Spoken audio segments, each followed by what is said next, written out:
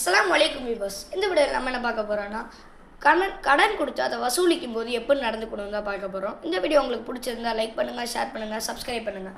வாங்க வீடியோக்குள்ளே போகலாம். முன்னொரு காலத்தில் ஒரு மனிதர் வாழ்ந்துட்டு வந்தார். அந்த மனிதரை மரணம் தழுவுச்சு. அப்போ உயிரை கைப்பற்ற வானவர் வந்து அந்த மனிதர்கிட்ட கேட்டார், நீங்கள் உங்கள் வாழ்க்கையில் ஏதாவது நன்மை செஞ்சுருக்கீங்களான்னு.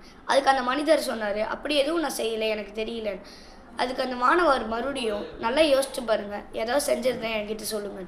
அதுக்கு அந்த மனிதர் சொன்னார், எனக்கு தெரிஞ்சு நான் எந்த நன்மையும் பண்ணல, ஆனால் நான் மக்கள் கடையில் பணம் கொடுத்து வாங்குறதா இருந்தேன். அதுக்கு அந்த மாணவர் சொன்னாங்க, நீங்கள் அப்போ கொடுத்து வாங்குறப்போ எப்படி நடந்துக்குவீங்கன்னு. அதுக்கு அந்த மனிதர் பதில் அளித்தார், நான் வசதி உள்ளவங்களாக இருந்தாங்கன்னா கொஞ்சம் நாள் அவகாசம் தருவேன், வசதி இல்லாதவங்களாக இருந்தாங்கன்னா அவங்க எனக்கு கொடுக்க வேண்டிய பணத்தை தள்ளுபடி பண்ணிடுவேன்.